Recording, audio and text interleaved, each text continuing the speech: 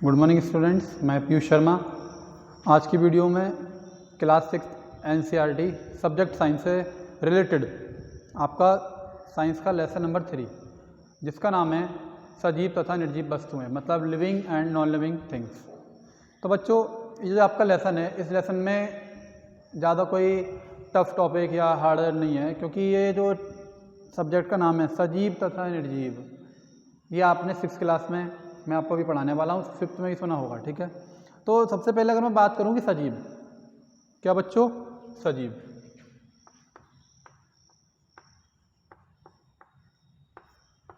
होता क्या है, मतलब या मैं मेरे आसपास जो जीव जंतु या पेड़ पौधे, ठीक है, या मैंने कैसे पता लगाऊं या किस क्रिया के द्वारा या क्या ऐसी प्रक्रिया उनमें हो रही है कि जिनसे मुझे पता चले कि ये जिंदा हैं या इनमें कुछ क्रियाएं हो रही हैं।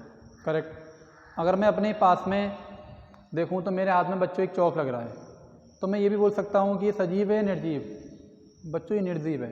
अब मैं सजीव की बात करूं, जैसे यहाँ वीडियो बन रही है, ठीक है, सामने मेरे रूम के बाहर प्लांट है, ठीक है, वो क्या है, सजीव है। क्यों? क्योंकि बच्चों उसमें क्रिया हो रही है। वो कौन सी क्रिया करते हैं? वो बच्चों श्वसन क्रिया भी करते हैं, ठीक है, फोटोसिंथेसिस क्रिया भी करते हैं, ठीक है। इन सभी क्रियाओं से हमें ये पता चलता है कि ये जो भी प्लांट्स हैं ये क्या है, सारे सजीव हैं। ठीक। अब आ जाए मनुष्य की बात कर रहे हैं, तो मनुष्य जो है, अगर मैं आपको बोलूँ कि मनुष्य, जीव जंतु या पक्षी या छोटे माइक्रो ऑर्गेनिज्म, सूक्ष्म जीव, इनको देख के मैं कैसे पता लगाऊं या इनकी किस क्रिया के द्वारा मैं ये पता लगाऊं कि ये सजीव हैं, तो बच्चों सजीव जो होते हैं, जो लिविंग थिंग्स होते हैं, उसमें बहुत सारी क्रियाएँ होती हैं। जैसे मैं आपको नाम बताऊँ, मैं सांस ले रहा हूँ, ठीक है, सही है, जिसको हम बोलते हैं बच्चों श्वसन क्रिया हिंदी में, ठीक है। मैं क्या कर रहा हूँ, रेस्पिरेशन, ठीक है। और मैं आपको बोलूँ कि एक और होता है उत्सर्जन क्रिया, ठीक है। ये सारी की सारी जितनी भी क्रियाएं होती हैं, इन सभी क्रियाओं से हमें ये पता चलता है कि जो भी जीव जंतु हैं या जो भी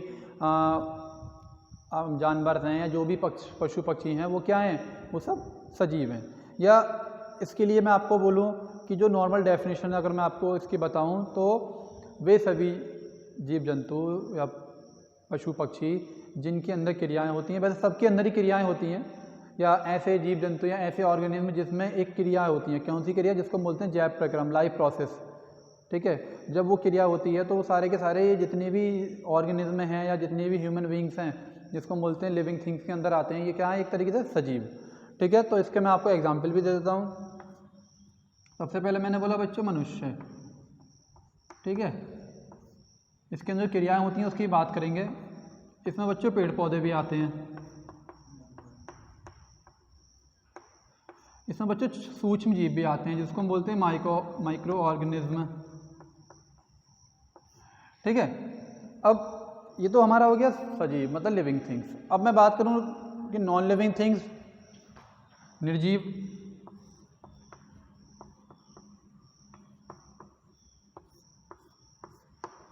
तो बच्चों निर्जीव जो होते हैं हमारे, बात करेंगे निर्जीव मतलब नॉन लिविंग थिंग्स।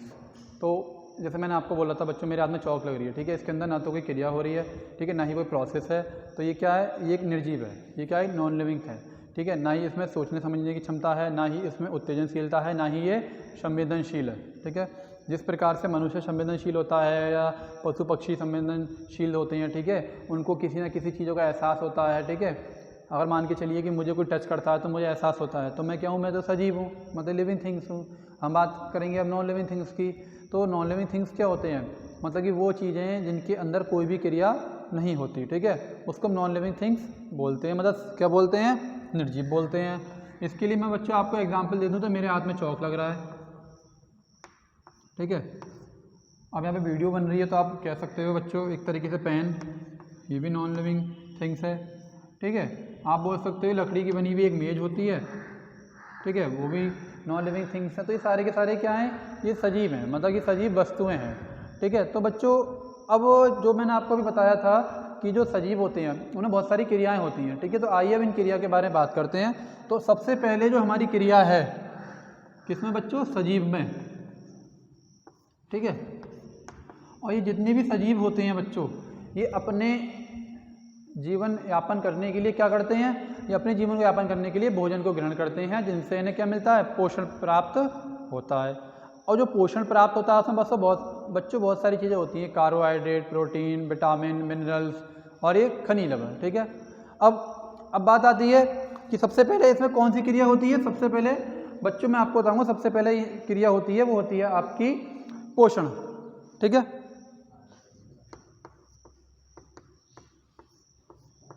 ठीक है, इसको इंग्लिश में बोलते हैं बच्चों न्यूट्रिशन।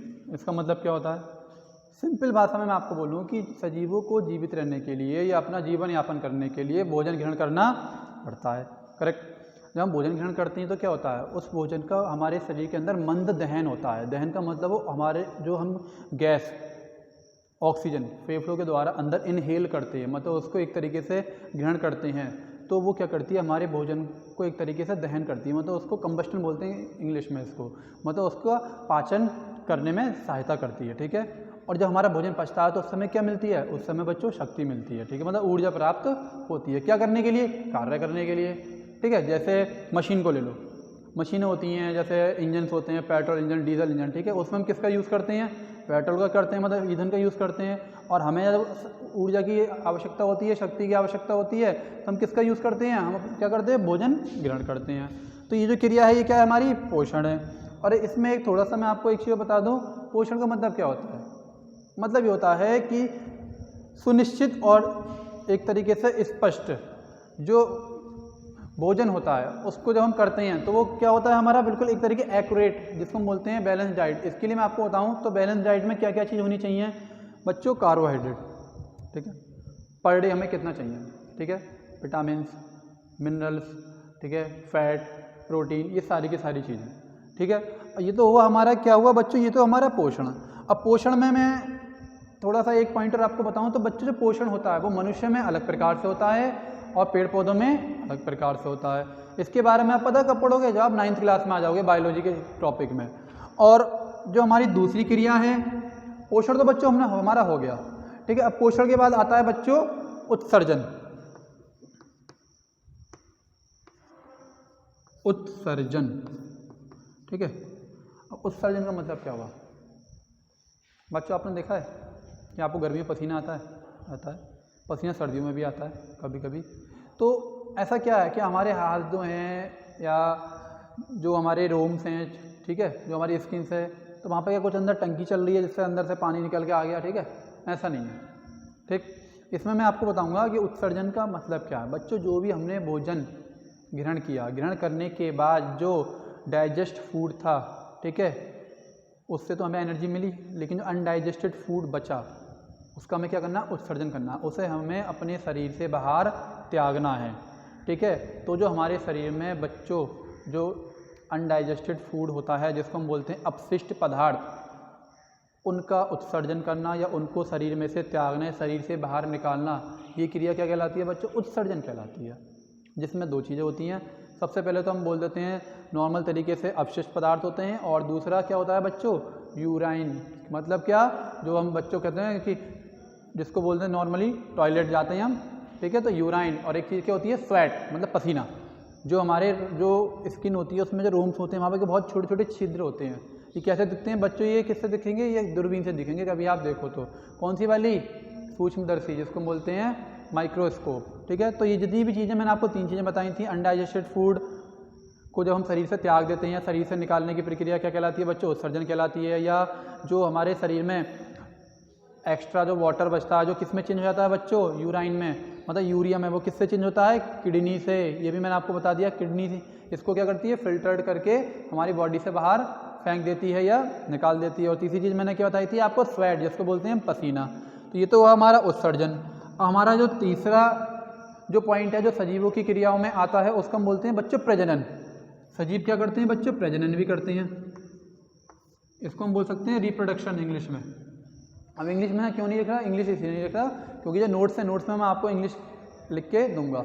तो प्रजनन का मतलब क्या बच्चों, जितने भी सजीव जीव होते हैं या सजीव होते हैं वो हूबहू अपने ही आकार का, अपने ही तरह एक नई संतान का विकसित करना है, नई संतान को जन्म देना, उसको क्या कहते हैं, प्रजनन कहते हैं। ठीक है, अब प्रजनन का मतलब क्या हो, जैसा मैं बोलूँ, ठीक है, मनुष्य बच्चों, मनुष्य का जो बच्चा होगा मनुष्य की तरह दिखेगा, 2 हाथ 2 पैर, स्किन, आइस, नोज, ठीक है, इसी प्रकार अगर मैं बोलूँ किसी कैट का बेबी कैट की तरह दिखेगा, या किसी अगर बर्ड्स में आ जाऊँ मैं पक्षी में तो कबूतर का बच्चा कबूतर की तरह दिखेगा। तो जितने भी सजीव होते हैं और पेड़ पौधों में बच्चों ये होता है, ठीक है। अगर मैं बोलूँ गन्ने की बात करूँ तो बच्चों गन्नों में किस वो होती है किस्म वैरायटी नौलब पेड़ी, तो ठीक है ऐसा नहीं है कि मैं नौलब लगाऊँ तो पेड़ी निकल के आएगी, ठीक है। तो उसमें भी कुछ ना कुछ एक तरीके से कि अपने ही समान और अपने ही आकार के दूसरे अपने ही सेम प्रजाति के अलग अलग तरीके से जो भी हम नए नए तरीके से किसी भी नए बच्चे को जन्म देते हैं तो वो क्या कहलाता है, वो कहलाता है बच्चों प्रजनन कहलाता है। अब बात क्या आती है, बात ये आती है कि हूबहू अपने ही समान जो भी हम नया विकसित करते हैं बच्चों को तो वो क्या कहलाता है, वो प्रजनन कहलाता है। अब प्रजनन हो गया, अब प्रजनन के बाद आता है बच्चों हमारा उत्तेजनशीलता।